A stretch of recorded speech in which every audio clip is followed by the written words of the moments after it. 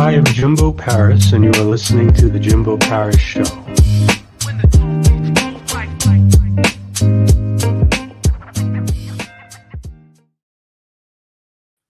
All right, guys, it's Jimbo Paris. Welcome to The Jimbo Paris Show. And today we have Benedita Sousa, founder and director of Beyond Binging. She is a binging counselor. She has battled binge eating for most of her life.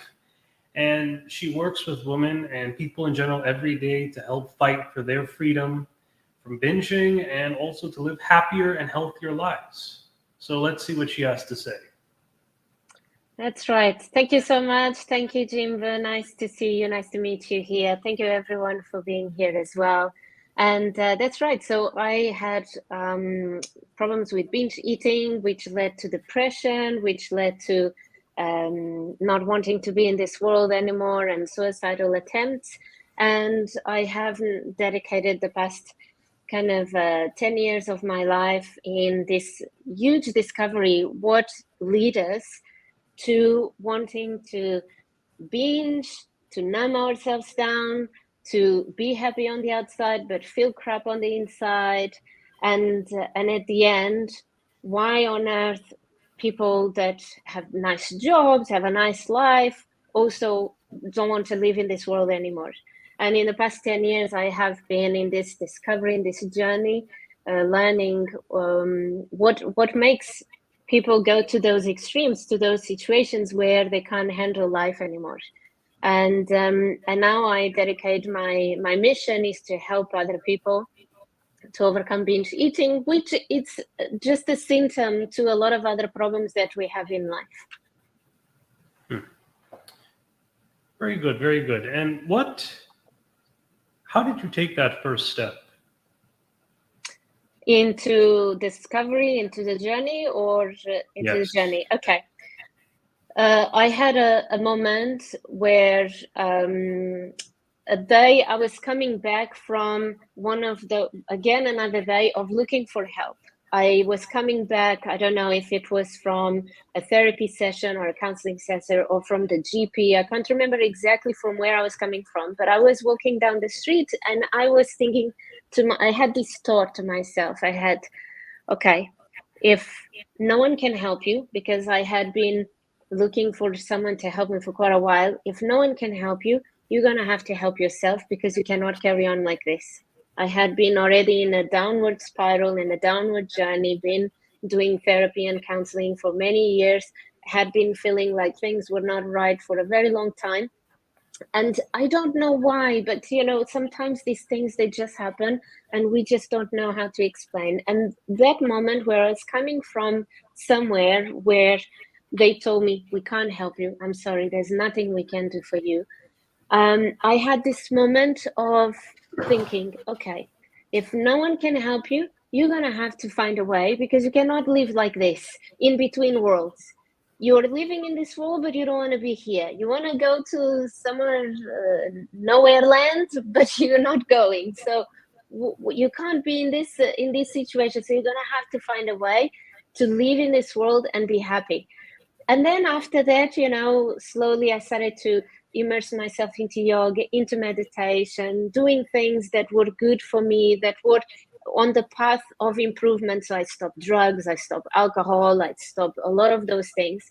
And then slowly, bit by bit, I started to rebuild myself, go back to work, slowly integrate myself into the work environment, in the work environment. That's where I used to be more triggered, not only to binge eat, but also I used to struggle a lot with relationships with my colleagues, because I used to be very angry and very defensive and, quite sharp and so on.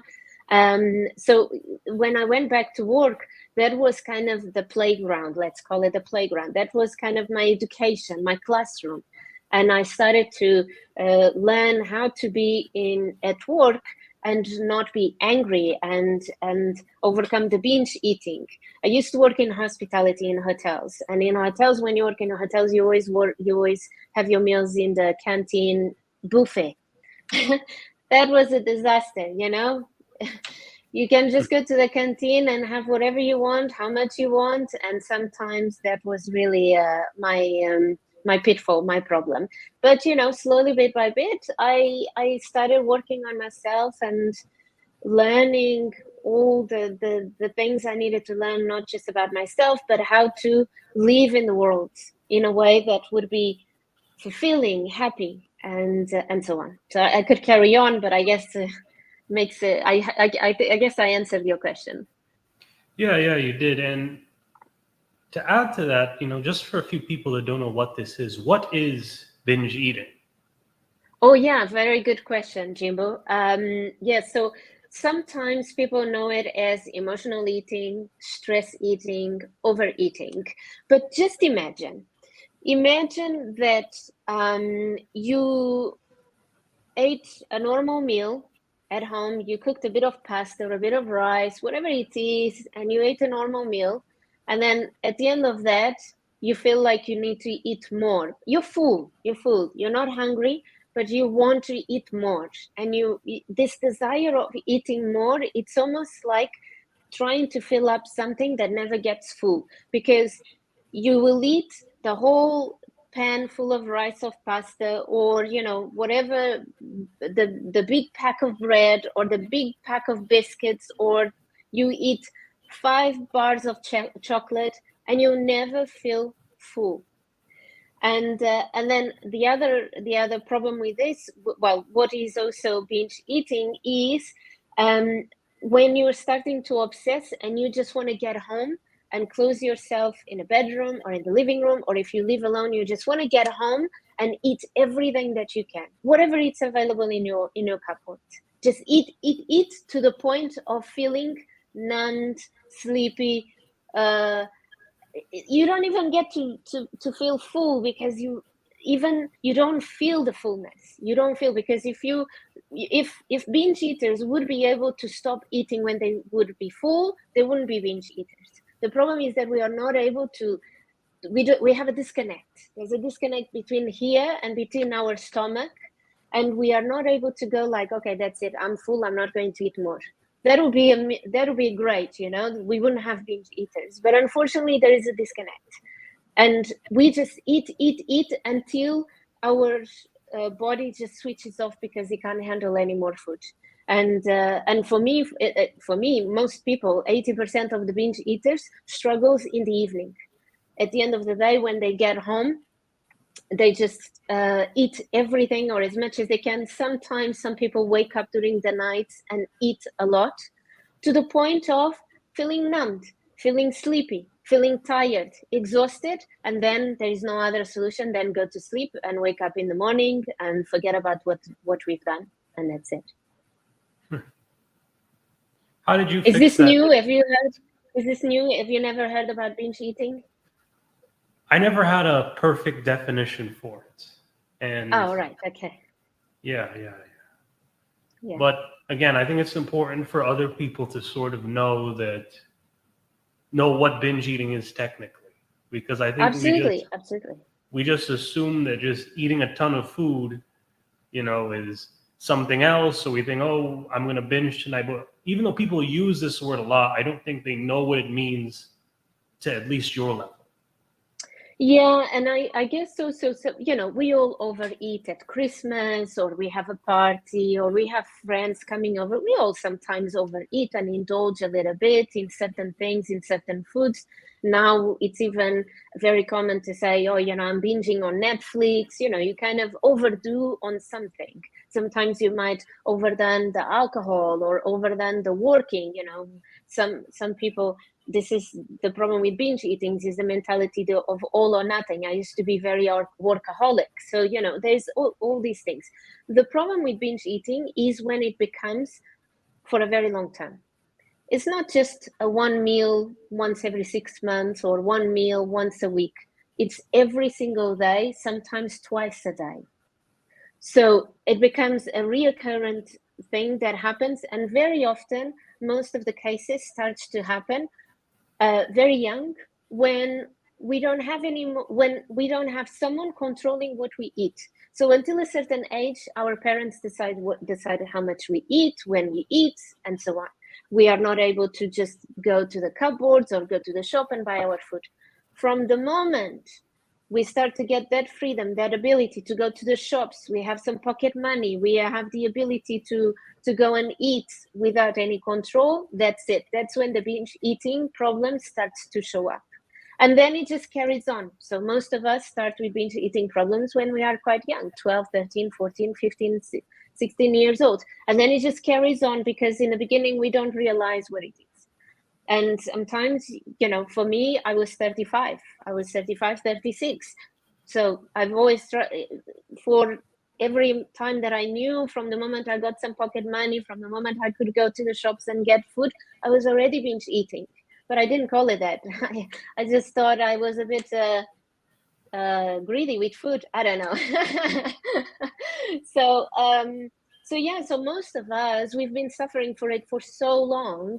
That's why it's binge eating, because it's quite chronic and it's something that it's damaging our health for a long term. And, there's all these problems. And mentally, psychologically, we've been battling with a lack of control on what we eat, how much we eat, hitting it. And the worst is that binge eaters, we are always hiding. No one knows we're binge eaters. We don't have a label. If someone is anorexic, you can see something is not quite right. Binge eaters, they are usually normal built. They are not even fat or slim, nothing, normal. Or they are people that have put on weight, of course. And most of the time when we look at people that have put on weight, we don't go, oh my God, maybe they are suffering from binge eating. No, they just say, oh, you're a bit chubby, huh? And maybe you need to do some diet. Maybe you need to lose weight. No, maybe behind that, there is a problem of addiction to food, uncontrolled eating. And then for us, like was my case, where I was not obese. I obviously had some extra kilos that I didn't want, but I was not obese. I was quite happy, bubbly, sexy girl, and so on, full of confidence in myself. No one would look at me and say, so it's in secret. We live our lives in secret. And that makes it even worse because it's more difficult to get out of it. How did you get out of it? Yeah, like I told you, so maybe I can give you a bit more details. I hit rock bottom. I had no idea that. I just knew I had a problem with binge eating. So I started counseling, and I did more than a year every week speaking with a therapist. And then one day at work, with the stresses from work, with the other problems that I was accumulating in my life and so on over the years, I just had a breakdown. I broke in tears. I fell into my knees in front of my manager and I said, I don't know what's going on with me. I just cannot do this anymore. I don't know. I can't handle blah, blah, blah, blah, blah. And my manager sent me home in a taxi, and then I didn't go back. Then I was in a horrible deep depression. I was stuck in my bedroom. I didn't want to leave my bedroom. And that's when the suicidal thoughts and suicidal attempts and all of that started. And I was still binging. And this is, it's really good to sometimes see that the depressions, they have different ways. They come on people in different ways. I was what some people call working depression. So I was working. I was in depression for quite a while, but I was in denial. Lots of doctors for quite a while was telling me, you need to stop. You you have a depression. You need to do something about it. And I was like, me? No, I'm quite happy, sociable. I go out, I go to work. No. And so I was one of those people that just carries on with a life normal. And if anyone would see me, I was smiling, I was sociable, and so on. So I was constantly in denial. People obviously didn't know what was going on with me, but one day, that's it. One day, this was in February or beginning of March 2012. One day, I just couldn't keep it anymore, couldn't hide it, couldn't deny it anymore. And then it just took me to my knees. And that was the moment where for a few months, I struggled. Then when I was able to start looking for help, because I didn't feel, the GP that gave me pills, all of those things, and I didn't see any improvement. I was still not leaving the house. I was still feeling sorry for myself. I was still crying a lot, feeling horrible, blah, blah, blah. And so then I started knocking on doors, looking for help, contacting therapists, contacting counseling, I wanted to go to a psychiatric hospital because I thought I was completely crazy, not wanting to leave. But fortunately or unfortunately, I was not that bad. They said, you're not in a state that we can send you to a psychiatric hospital. And I said, so what else is there for me to help me? Because I want to go back to my normal life. I want to feel normal. I'm not normal. And they just didn't have anything for me. And then that's when this clarity moment came where I just said, damn it, if no one can help you, you're going to have to help yourself, because living between these two worlds is not going to do it. And then I started diving deep. I did lots of yoga, lots of meditation. I stopped the drugs, stopped the alcohol, and so on. That's how I've done it. And, it wasn't a process of a few months. It was a process of a good 2 to 3 years. 2 to 3 years. Yeah. So you're saying binge eating is a mental thing, and sort of by addressing your mental health, that in turn helped you to stop binge eating. Yeah, we could say that, but what we forget is that we are energy bodies. We are human beings that have a body. We have intellect, mind, thinking, and we have a soul, we have spirit, whatever you want to call it, which is energy. And sometimes what I find with the conventional way of treating people is, okay, do this diet, and this is going to resolve your problem, and you're going to lose weight, and you're going to stop eating, and you're going to eat the right foods, and your binge eating is resolved. But then we forget to resolve the part of the mental side and the energy side or the spirit side or whatsoever. So then we have therapists or counselors that go, okay, if you're feeling depressed, you have anxiety around food, then take this pill or do this, or journal, do some journaling, or notice your triggers, all of that thing, or be aware of your thoughts, or do some self-reflection and so on. And that will work on the mind level and the thought level. But there is the nowadays, and this is everywhere in the world, not just in the UK. I'm in the UK, but also in the States.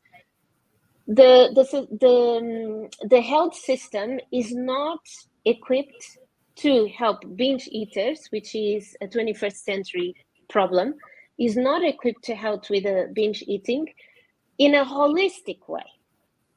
Because yes, we're gonna have to do something about what we eat, especially, some binge eaters. I was a binge eater that I could binge on salad. I could just eat huge amounts of salads to the point that was not healthy. And that happens, I have a client, she runs marathons. So sometimes, okay, let's go back. So what I want to say is that we cannot just address the binge eating problem at the physical level or at the mental level, but we have to address everything: physical, mind, and spirit.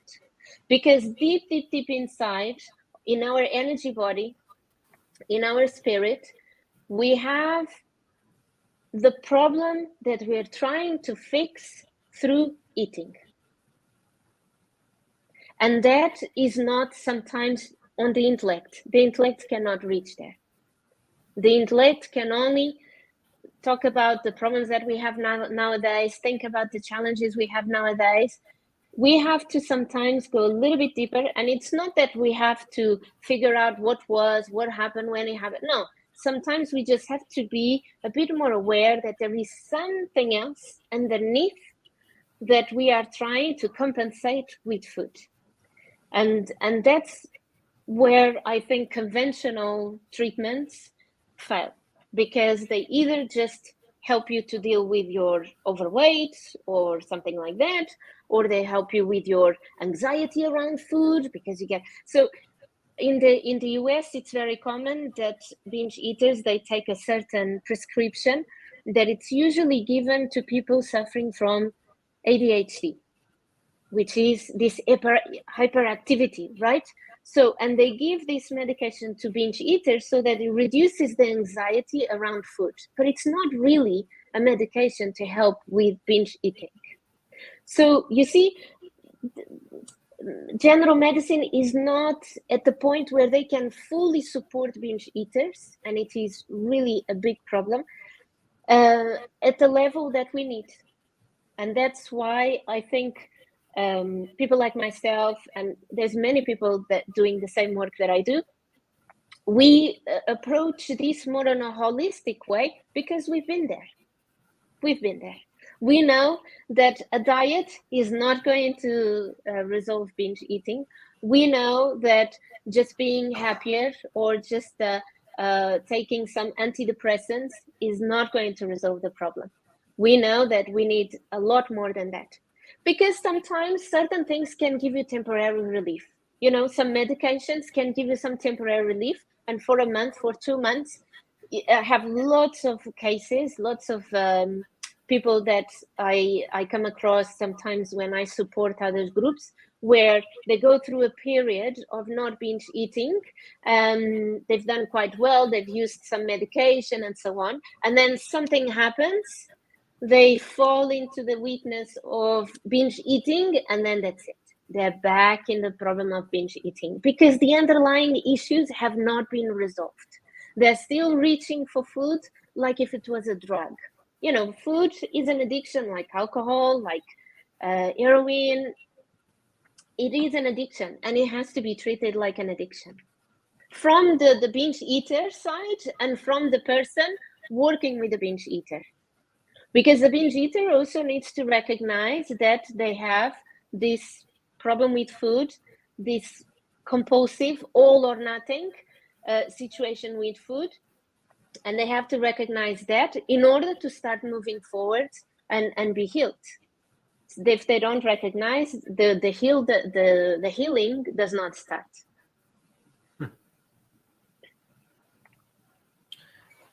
And you explained this to me very well, but how did you begin even wanting to teach this to other people? Yes.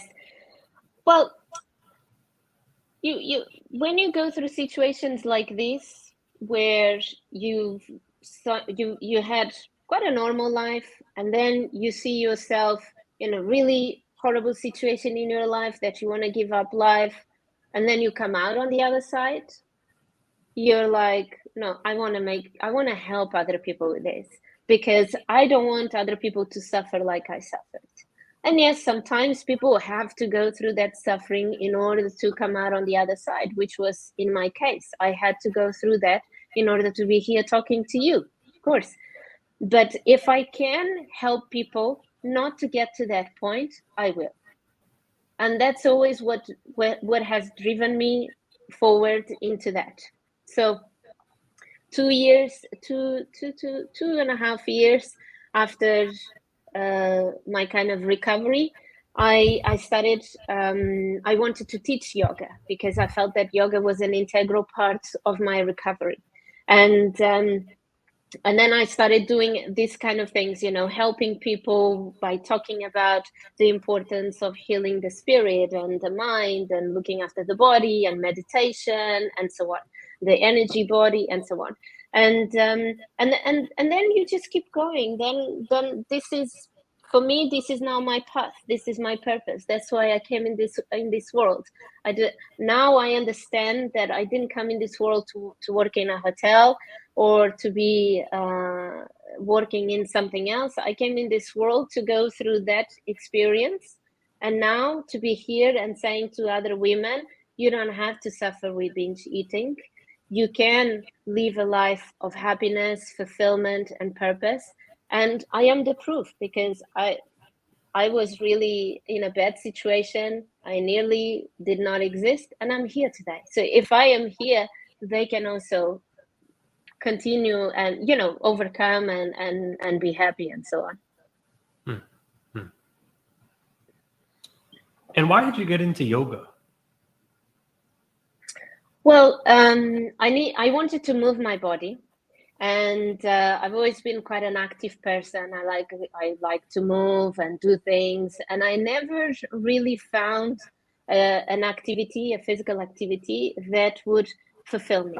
I was going to the gym, I was running, I was doing all the types of different classes in the gym, like aerobics or kickboxing or step, legs, bumps and thumbs, all those things. And somehow they never felt like exciting enough. I would do them for a while, but then I would be like, oh no, oh no. And then one day, I don't know, I ended up in this hot yoga studio in London. And I obviously Googled something about yoga, or I Googled something and they popped up and I went there. And then from that moment on, I never looked back. That's it. That's the only thing. It's been, it's been about 12 years. Yeah, 12 years. And I never looked back. Okay, and why vinyasa hot yoga? What's that all about? So I think it was just the one that I tried and I liked it. So I'm Portuguese. So for me, already being in the heated room was really good compared to living in London. I was living in London. So being in a hot room was really nice, and was that feeling that we don't get too much in London. So that was one of the reasons. And then I just like the intensity, the challenge of vinyasa, and the fact at the beginning, for me, it was more the workout. At the beginning, for me, it was more the intensity of the practice would allow me to switch off my head. I obviously was already struggling with my problems of overthinking and mental health that I was trying to deny. I was denying. But going to yoga would stop the thinking mind, would leave me so tired that I would go home and go to sleep. In those days that I would actually go to yoga, I wouldn't overeat, which was amazing. It kind of started without knowing. I was starting to do the work already. That was even 2 years before my depression. So and I think yoga just came into my life to start to steer things a little bit. Started to move things a little bit, and in a way, I feel like I had my breakdown and I fell into my knees because yoga brought it all out. Yeah. So for many years, I was just like bottling up, ignoring. Me depressed? No. Me sad? No. No, it's okay. Me feeling lonely? No. Me upset? No, no. And then I think I started doing yoga and I just enjoyed the physical part of it. I didn't know anything more about yoga. But I think in a way it stirred things up, and then it just brought everything out. And thank God, because it needed to come out. And you also discuss your relationships with other people. How did your changes affect that? What do you mean? The changes now, or how it was before? How it was before and what changed after? Yeah. So looking back, I can say now that I was a very angry person. I was very defensive all the time. And now I understand. I obviously have a better understanding. That's why I've done the work. Now I understand that, you've seen here, you're talking to me, and I'm very energetic. I'm very expressive. I'm very like, let's go, right? And back then, and this happened since I was very young, and because I remember already struggling with this with my neighbors when we were playing out in the street and so on. Back then, I didn't know how to use this energy that I have, this fire, this motivation, this eagerness. I didn't know how to use it the proper way. And very often I would just be quite violent speaking to people, aggressive. Not I was not physically violent towards people or physically violent towards me, but I was very aggressive in the way I would speak. I would be very sharp in the answers. Everything would be like all the time fighting and a struggle and so on. And this was all my life. when I was young, I could already see. When I look back, I know some examples, some times when I was young, that even my neighbors, the kids that we used to play together, would struggle to do something with me because I was too much like kind of thing. And then through my career, the only thing that counterbalanced that a little bit, and that's why career-wise I was very successful, is that energy also allowed me to be very driven. And that's why I came in this country. I was 23 years old. I didn't speak the language. I didn't know anyone. I had barely any money in the pocket. I did very well. But because I had that energy, I was very driven and I could do things and I would achieve things. But then that energy would also translate in being very conflicting with other people, work colleagues, even friends, they just didn't feel very good around me. So I never really had established long relationships, friendships, and work relationships sooner or later would start to crumble because I would just not be a very nice person to be around. And then again, love relationships. No man could handle me. I was just too much. I know it's funny, I find it funny now talking about this, and it's difficult sometimes to explain these things, but I hope some of your listeners can relate to this because it's common, it's normal. We just very driven people and we want to succeed and we want to do things, but sometimes we don't know how to use that energy, and we end up thinking that, and the thing is that we do it unconscious, and that's why sometimes it's really good to work with someone, because that someone is probably the person that it's going to be able to raise the mirror at us, and we are able to see, shit, am I behaving this way? Am I doing these things? Because up until now, we are completely unconscious, and up until a certain moment, it's everyone's fault. It's not my fault. It's your fault. You shouldn't have said that. You shouldn't have done that. La la. It's all other people's faults until you get to the point where you look in the mirror and you go like, oh my God, I really need to do something about the way I speak with people, or the way I speak to myself, or the way I deal with life in general. And that for me was huge, because loneliness was a big part of binge eating, a big part of depression. And we all lots of people talk about how we live in big cities, we have so much around, and we feel the loneliest that we ever felt, right? So loneliness was a huge part. And sometimes we try to compensate that loneliness by wanting to be with people, be around with people, be seen, be happy, be bubbly, be this and be that. But we are overcompensating for the fact that deep inside, we are feeling very alone, very alone, very alone.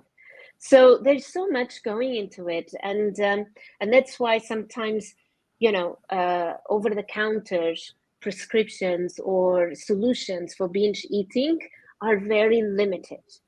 They are very limiting because, I had to deal with my problems with loneliness. I had to deal with my problems of not feeling loved by my family. I had to deal with my problems of feeling that I was a burden, that I didn't fit in, all of those things. Plus work, wanting to be this driven and successful at work because only that way I would be seen. And yeah, so it's almost like this, it's a web of things that we have to look into. And the relationships was huge. I had broken relationships with all my family. I was alone in this country. I struggle with relationships at work, and then that prevented my career progression quite a lot. The progression I was having was through force, through hard work, through being there, that force kind of, I'm gonna make it. The moment I started doing the work in myself and started changing the way I would treat myself and treat others and speak to myself and speak others, I had 3 promotions in 3 years. Everything just flowed. I didn't have to force my progression in my career. It just went because the potential was there. But before, all this forcing and being angry and being very aggressive was pulling me back. And then suddenly when that disappeared, then I was just flowing like water. Interesting. Okay. And you also started a podcast as well. Yeah, I don't know if I call it a podcast, but I have a group of colleagues, and they are all coaches. They help people with different situations, and I wanted to talk more and more about what we do, because I think that we as coaches fill up a gap in the market. You know, I was talking about how nowadays health system is not equipped to deal with certain situations, you know, 21st century problems, mental health problems, trauma problems, relationship problems.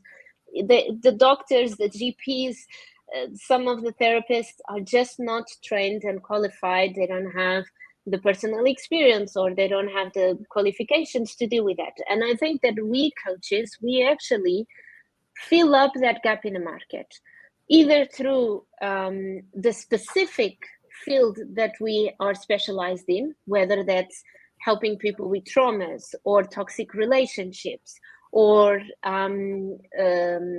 burnout or binge eating, or because we've been through it.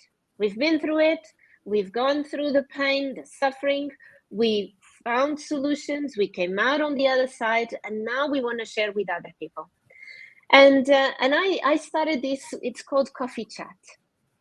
And I never really called it podcast in the beginning, because the idea was just to do something like this, where we are talking on a video and we talk about what we do, and hopefully we raise the awareness for people to do something about whatever problem they have. Not to sit in the background, not to think that it's normal, because it's not normal to be suffering.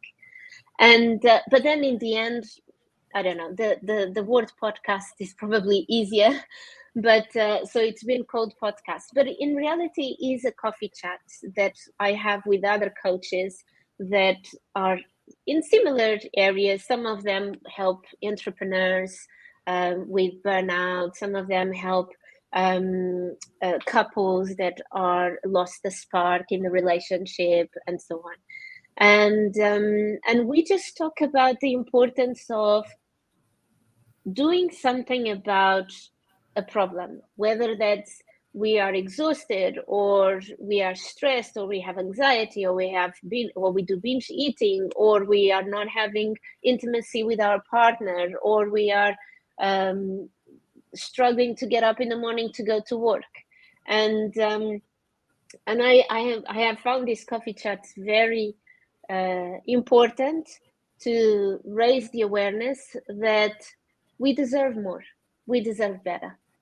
And I think sometimes, and this is not just women, but sometimes it's more seen in women, we fade into the background. We don't give ourselves the right for happiness and to live a fulfilled life that we should have.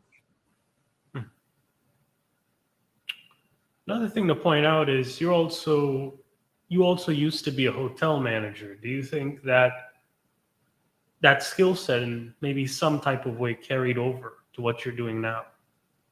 Absolutely, yes. You know, like I said to you, I've gone through a journey, and the journey took me where I am today. And I look back nowadays and I understand exactly why certain things happened, and the benefit of it, and the purpose of it.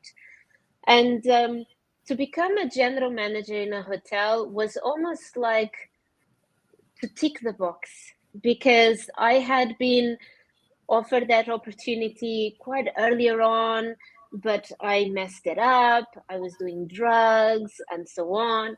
My family, my friends, they kept saying, you should be a general manager, you should be a general manager, blah, blah, blah. So in that moment where I recovered, where I found my new self, where I was not struggling with drugs, not struggling with binge eating, I was doing so well at work, I found a more peaceful place that I was living in. I had all of those progressions in my career, and then I thought, I can be a general manager now. I feel like I have the tools, the confidence, the belief in myself to be a general manager. And believe it or not, this was okay, 5. This was nearly 10 years later than my first offer to be general manager. I was first offered to be general manager around 25 years old. And I got my first position as general manager, I think I was about 35, 36. And just to show to the audience, to your listeners, how sometimes we just go through these journeys to get back to the same place.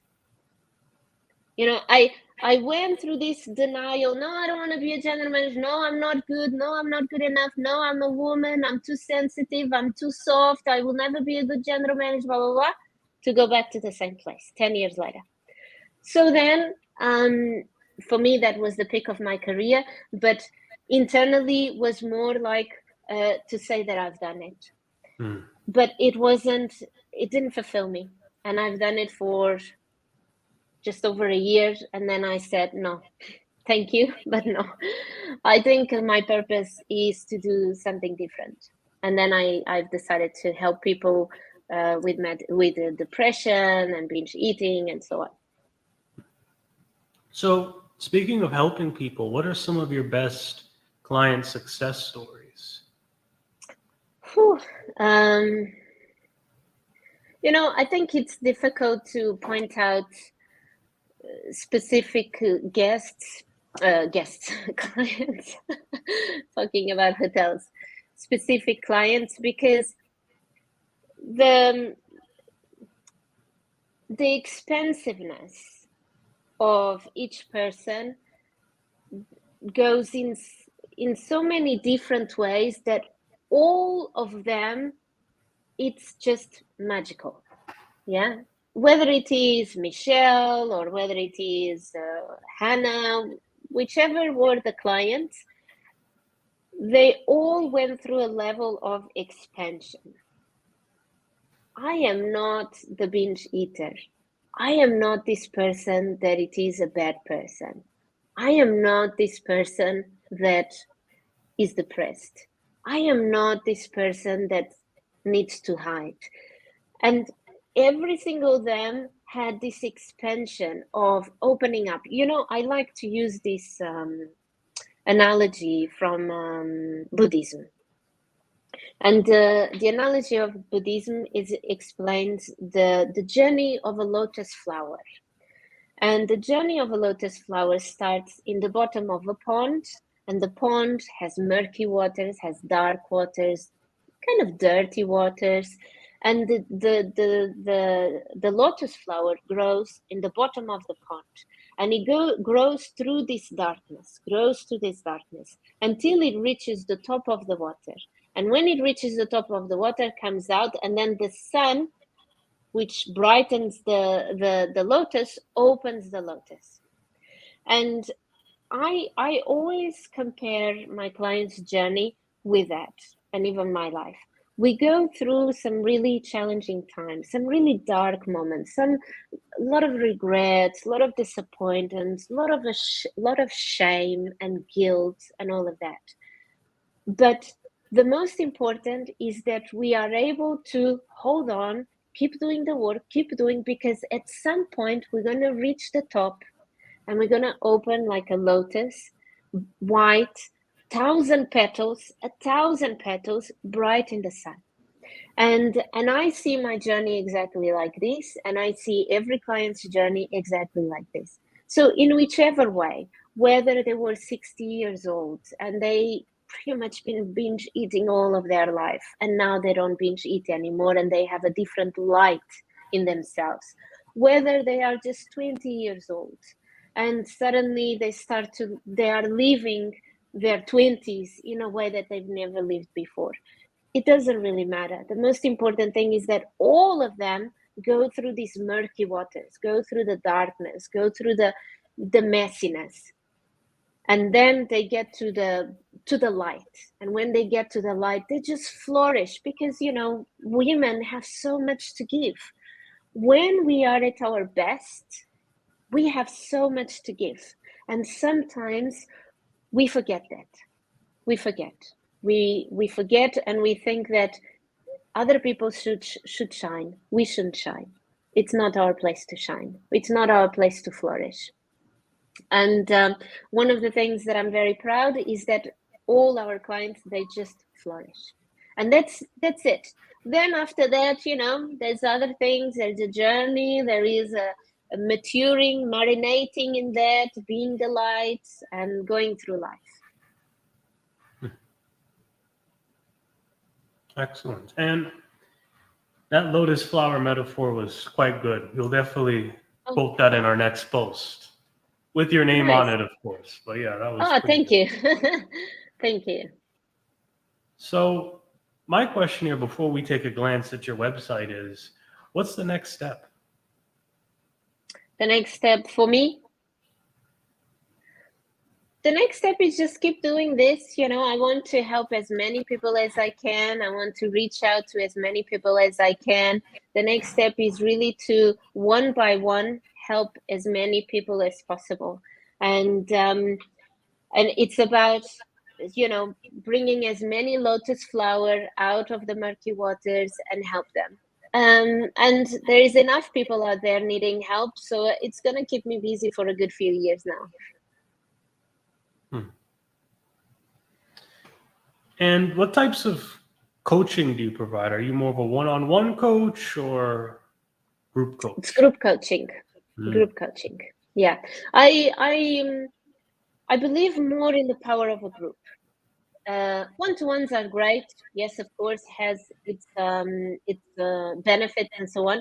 But I believe more in the power of a group, because the power of a group has something really special. When a group of people come together, sharing the same desire, the same intention, the same vision, the same struggles, the same challenges, there is a very transformational journey or energy that is born out of that group.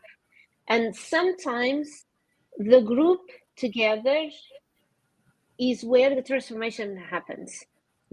Of course, there is an internal transformation that needs to happen at the personal level, but it is supported and basically amplified by the group interaction. And I find that a lot more valuable.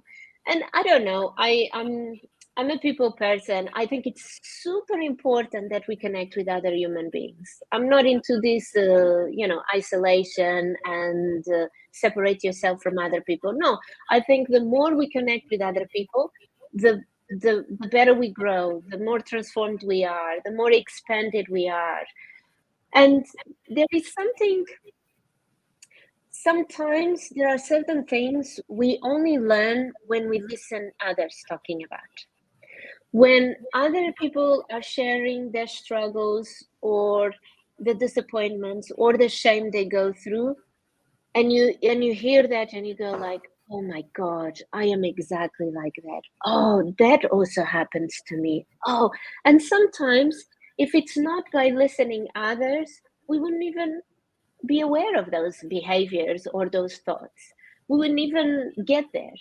And I find that group work, transformational, people that come together sharing the same intentions and goals and visions and desires has an exponential effect of transformation. So yeah, for me, groups all the way. All right. Let's take a look at the website. There we go. So on the web, do you want me to speak or it's okay? Yeah, take the lead. Yeah, so the website is taking people to a master class And the master class then is going to give a training on the 5 steps that our clients do to break free from binge eating. And then at the end of the webinar, people are free to book a breakthrough session with us. The breakthrough session is free. It's a 45-minute call. It's completely free. And in this breakthrough session, what we do is we're just going to find some clarity, on what's going on with a person. And if we can help, of course, we'll help. But if we can't, then we can always refer the person to something else, because sometimes it's better to be clear on what's the problem exactly. You know, if we see that the problem is not directly with binge eating, there is something else going on. You know, I had people sometimes being on the call with me that had miscarriages, that had problems with anorexic daughters. It's not our place. It's not our place to help people with those kind of problems. So we obviously refer them to other people and other colleagues.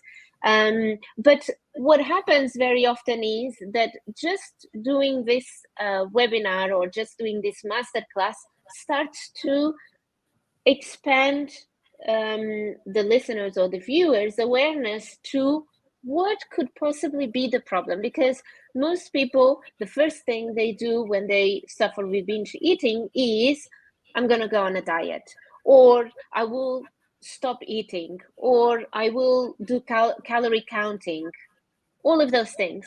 And what we explain in this webinar, I don't want to say too much about what it is, but what we explain, one of the things is that the problem is not the food. And sometimes when people watch this masterclass, they suddenly make sense.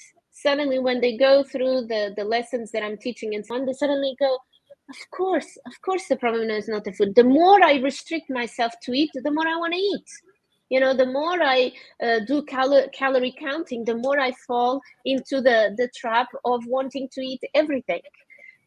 So most people, when they watch this training, they get a sense of clarity and a sense of awareness that they didn't get it before, whether they were Google searching solutions or whatsoever. And then when they get to the call, this happens 99% of the time. It's the first time they're talking to someone about their problem with binge eating. It's the first time that they are actually speaking out loud that they are struggling, that they are with depression, that they have anxiety around food, that they lost the intimacy with their partners, that they are having health problems, whether that's diabetes, IBS, heart palpitations, whatever it is. This is the first time that they actually talk to someone about that. And that, for me, it's already, I've done my job. I've done my job if I was able to get people on the call to just talk about what's going on with them. And for the first time, they opened up to someone. And we were the ones listening to them. And we are the good place to listen because we get it. We get it. We've been there. We listen to people every day. We've seen everything. There's nothing that will scare us. We don't feel like there is a problem with anything of the things that we hear on the phone. We've seen and listened all weird stories about binge eating and the effects of it and how it is affecting people's lives. And then that's it. And then, you know, if we can help, we help. If not, we don't.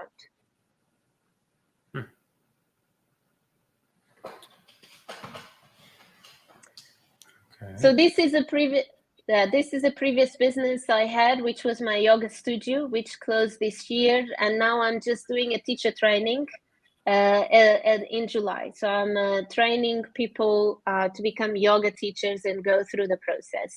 But I'm not teaching yoga classes anymore. Mm-hmm. Okay.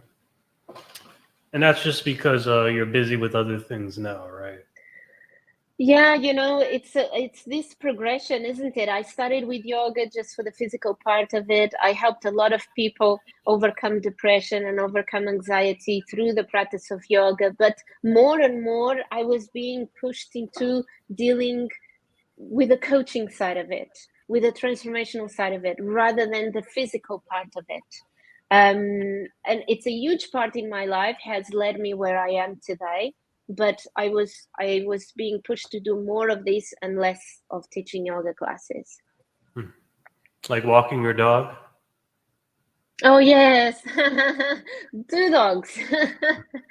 Yes, yeah, every day. Oh, today we've already been for 2 walks. Do you have dogs, Jimbo? I've never had a dog before, no. No, you should get one. A border terrier. You should get border terriers. I did interview someone named Gail March. She actually owns a business around dog carrying cages, so maybe you should investigate her. Mm, You travel a lot. yeah. Oh, yes. And we're planning to travel to Italy in June, and we are thinking about how we're going to do because we obviously got our 2 little dogs, well, one of them during lockdown. So we haven't really done proper traveling with them, and we've been looking at that. What was the name, did you say? Gail Martz. Okay, I'll check your. Gayle. It's one of my Yeah. episodes too, so you could just find it there. Yeah, I'll check. I was just checking how to transport them to Italy, so I'll look it up. So this has been a good interview. Do you have actually here's another question. If you could go back in time and speak to your younger self, what would you say to her?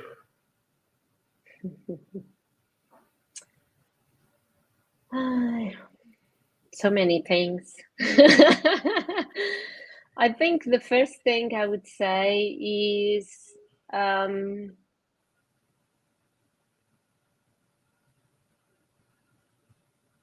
let the conditions, don't let family, don't let friends, don't let the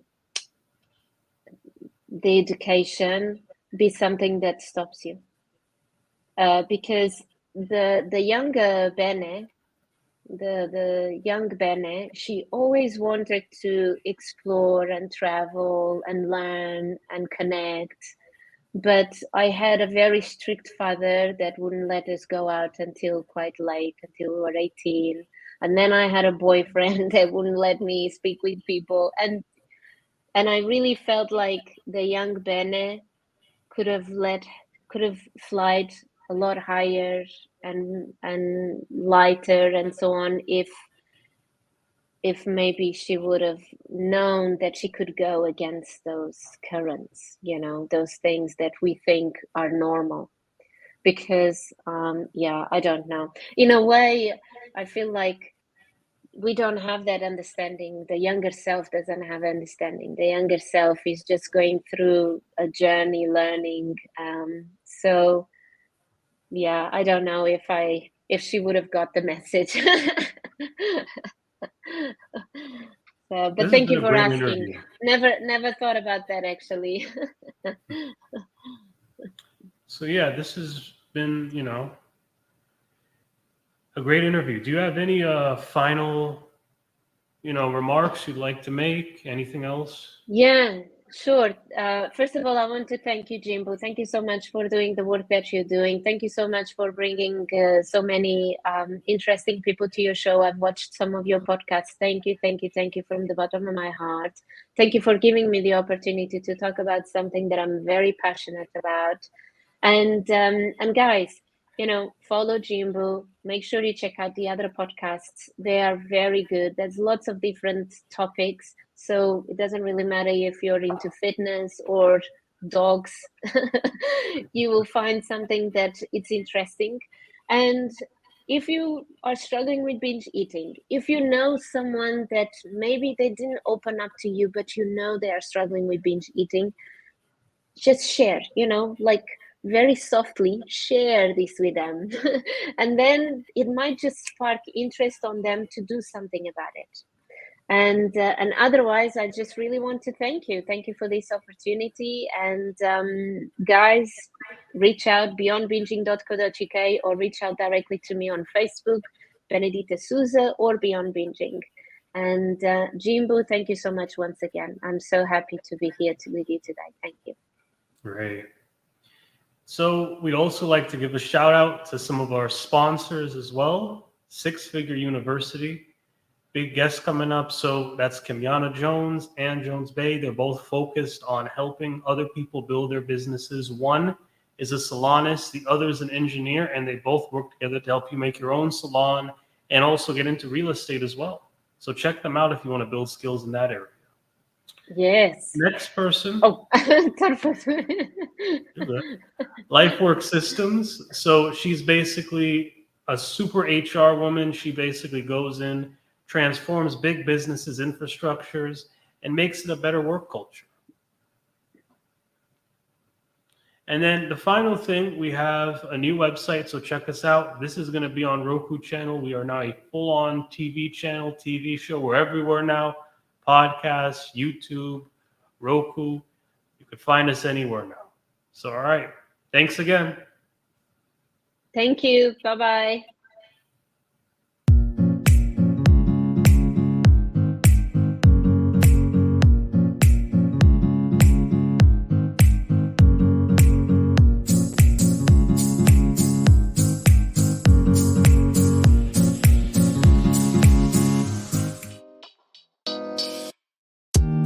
Thank you for listening to the Jimbo Paris Show.